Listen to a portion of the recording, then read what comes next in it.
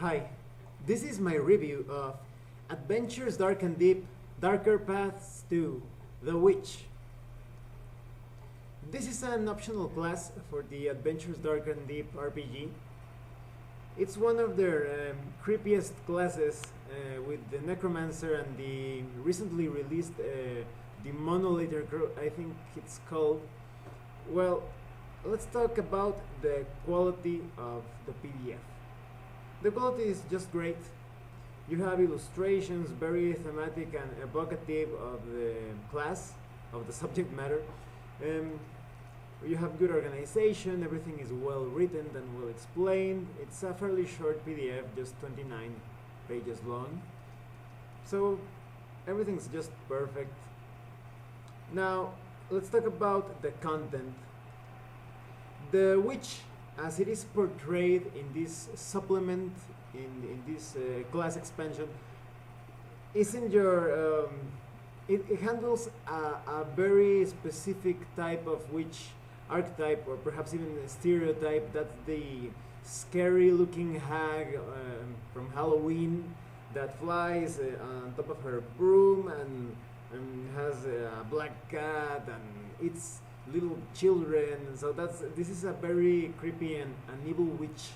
So it's going to be quite challenging for you to integrate her into a group of good and non-player characters. Perhaps if they have some sort of common goal, or if maybe she's kind of like a witch in an evil witch in secret, but and the players think that she's just a regular the player character is a regular magic user.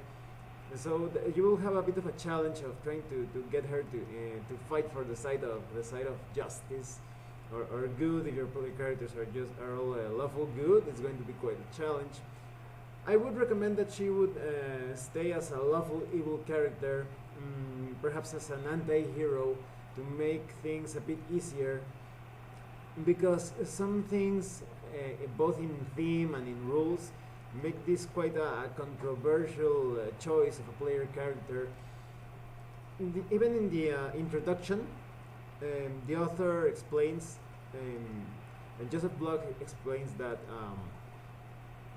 he is aware that there are concepts of good witches and bad witches, and he's stating very clearly that this is a very dark, creepy, evil witch as it is portrayed. So, well, the class itself has a few special features. Of course, she has a spellcasting ability, but she also has some other features such as bell, book, and candle, and that means she has a bell, a book, and a candle as a sort of spell foci. She needs to have these things around her, and the candles should be made out of the wax taken from a humanoid baby. Let me double check that. Yes, the candle needs to be made out of a human or demi-human baby fat. Yeah, so that's pretty creepy, and she can brew poison, and she has a creepy creature that gives her special powers. You can have a cat, a crow, a hawk, a toad, etc. She can also create magical items, and this is a very cool and thematic thing of the class. The class has charisma degradation. As the witch grows in power, she loses charisma. That means she starts getting uglier. And this witch could also be a male witch, so you could have a very ugly hag or a Gargamel type of character at the end. So that's pretty cool. It's very nice how the rules and the theme go hand in hand with this supplement. And when it comes to spell selection, she has some very thematic. There are new spells included in this supplement, and some are familiar to those that are familiar with the old school Renaissance movement. But you also have some new stuff. And as I was telling you, the spells are quite in harmony with the theme. So let me mention some of them.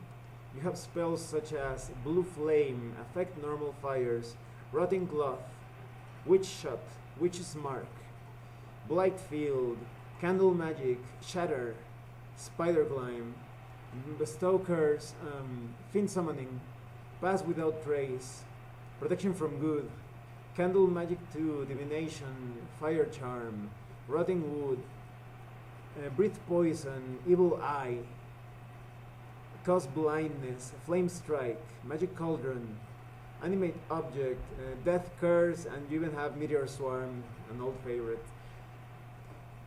Well, let me tell you what I think of this new class for the Adventures Dark and Deep RPG. I think it's an excellent addition, but quite tricky to handle it in terms of group cohesion, on carrying out different adventures and missions that have to do with doing good and doing something for justice.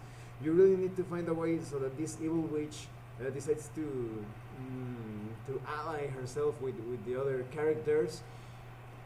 I think the new spells are good, and the spell selection overall is great.